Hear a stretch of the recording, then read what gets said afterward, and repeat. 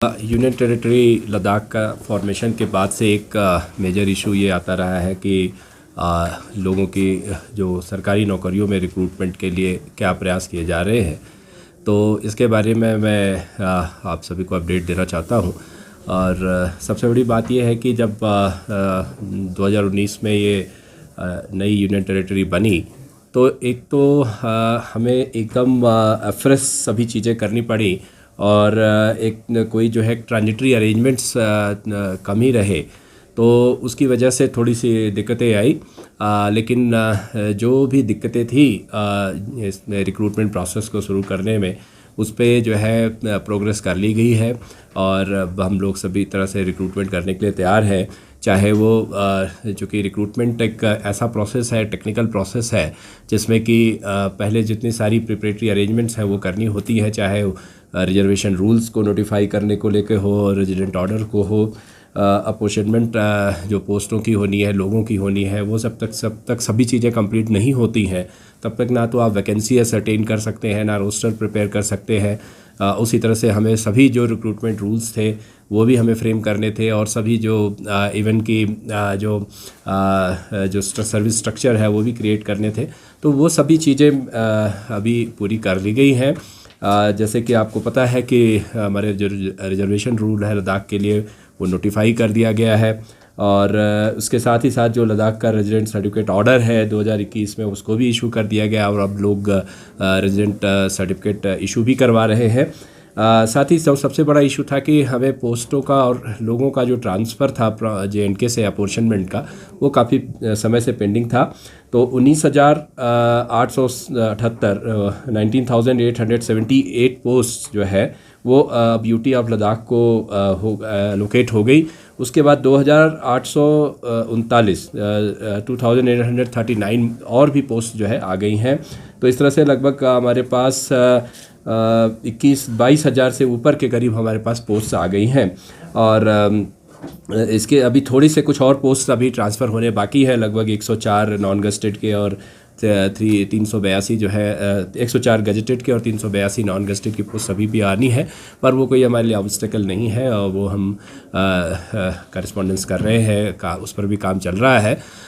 लेकिन जो है लगभग 23,000 से भी ज़्यादा पोस्टें जो आ गई हैं। अगर मैं कहूँगा जब तक हम इन पोस्टों पर जो हमारे लोग यहाँ काम कर रहे हैं उनका अपॉर्चनमेंट ना हो जाए, उन लोगों के ट्रांसफ़र ना हो जाए, तब तक एग्जैक्टली वैकेंसी वर्कआउट नहीं की जा सकती थी।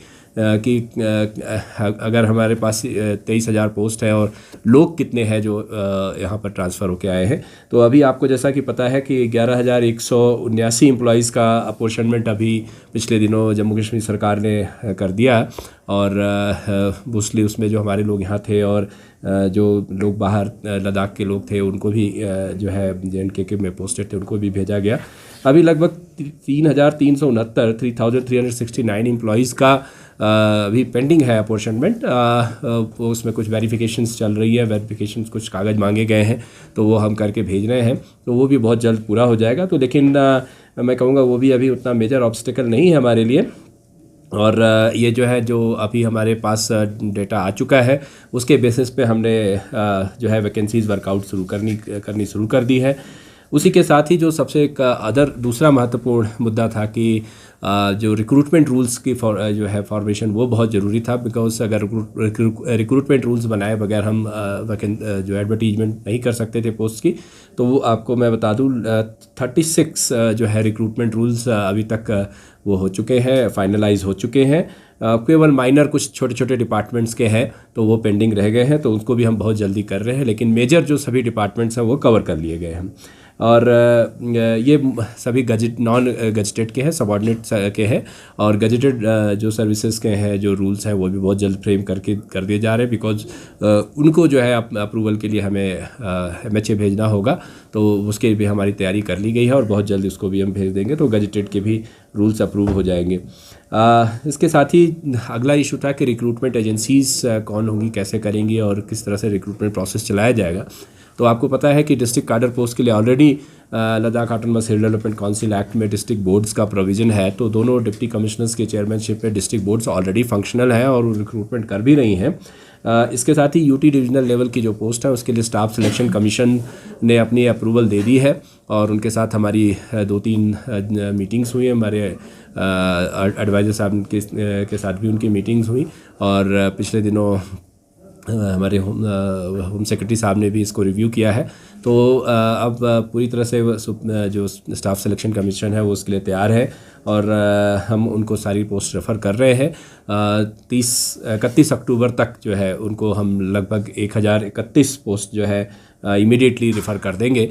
2019 को हमारे ऑनरेबल प्राइम मिनिस्टर ने लाल किले से एक नई फ्लैगशिप स्कीम की शुरुआत की जिसको हम जल जीवन मिशन के नाम से जानते हैं और ये अपने आप में एक तरह की पहली और एक बहुत ही फ्लेक्सिबल स्कीम थी। रादर इसको हम लोग इस सरकारी स्कीम नहीं कहते हैं, ये एक पब्लिक मूवमेंट है और जिसमें लोगों की पार्टिसिपेशन है, लोगों के द्वारा इसको चलाया जाता है और एक अपने आप में एक जो है एक इतना बड़ा जिसमें डिसीजन है, रिजॉल्व लिया गया है कि हर घर में चाहे वो गांव में हो, दूर दराज के इलाकों में हो, तो हर घर में जो है वो रनिंग वाटर जो है पाइप के थ्रू पहुंचाया जाएगा और वो पाइप और वो जो पानी है वो केवल नॉर्मल पानी नहीं होगा, उसका एक स्टैंडर्ड भी फिक्स किया गया है कि BIS का 10,500 स्टैंडर्ड का पानी होगा, कम से कम 55 लीटर पर कैपिटा पहुंचाया जाएगा और ये थ्रू आउट द ईयर होगा। अगर ये थ्रू आउट द ईयर नहीं होगा तो उसका मतलब वो फंक्शनल नहीं है, इसीलिए इसको हम लोग बोलते हैं functional house hold tap connection. तो हर घर में, हर रूरल हाउस होल्ड में functional house hold tap connection जो है देने की शुरुआत की गई और इसमें लद्दाख में इसको इम्प्लीमेंट करने में शुरुआत में काफ़ी दिक्कतें आई और काफ़ी स्टेलमेट रहा, काफ़ी प्रॉब्लम्स आई। सबसे बड़ी जो इशू आई माइंडसेट की आई। जब यहाँ पर इस प्रोग्राम की शुरुआत की गई तो हमारे लोगों में ये धारणा थी कि ये काम नहीं हो सकता, ये काम पॉसिबल ही नहीं है और इस तरह के डिफ़िकल्ट टेरेन में, इतने कोल्ड वेदर में ये चीज़ें चल नहीं सकती। तो हमें सबसे पहली जो स्ट्रगल करनी पड़ी, लड़ाई करनी पड़ी, वो इस माइंडसेट को तोड़ने की थी। उसके बाद जब हम उस चीज़ के लिए हमारे अपने लोगों को तैयार कर पाए, इंजीनियर्स को तैयार कर पाए, तो उसके बाद अगली समस्या ये आई कि जो है इसके लिए हमें शायद कोई विदेशी टेक्नोलॉजी की ज़रूरत पड़ेगी, कोई विदेशी सहायता की ज़रूरत पड़ेगी या जो है बाहर से कोई एक्सपर्ट्स आएंगे वो हमारे लिए DPRs बनाएंगे। तो हमें उसके लिए भी एक काफ़ी जद्दोजहद करनी पड़ी, लोगों को तैयार करना पड़ा और हमने जो लोकल नॉलेज है उसको इम्पोर्टेंस दिया। जो हमारे लोग और हमारे एम्प्लॉयज़ जो है शुरुआत से इस एरिया में काम करते रहे हैं, उनको इस समस्या का पता है और इवन कि जो हमारे गांव के लोग हैं उनको भी पता है कि पानी कैसे आ सकता है और क्या उसमें टेक्नोलॉजी लगाई जानी चाहिए। तो हमने उसी का सहारा लिया और उसको अपने लोगों को इनकरेज करके इसको जो है प्रमोट करने की कोशिश की। फिर DPR बनाए गए, फिर इन DPRs की जो है इवैल्यूएशन हुई और देन इसकी सबकी टेंडरिंग हुई। उसके बाद एक अगला इशू जो है मुझे फेस हुआ वो कॉन्ट्रैक्टर्स के साथ हुआ कि कॉन्ट्रैक्टर्स जो है वो तैयार नहीं थे इस काम को करने के लिए। उनको संदेह था कि हमें पता नहीं पैसे मिलेंगे नहीं मिलेंगे, ये जो है कोई बाकी स्कीमों की तरह ऐसा तो नहीं होगा कि कहीं हमारा काम लटक जाएगा।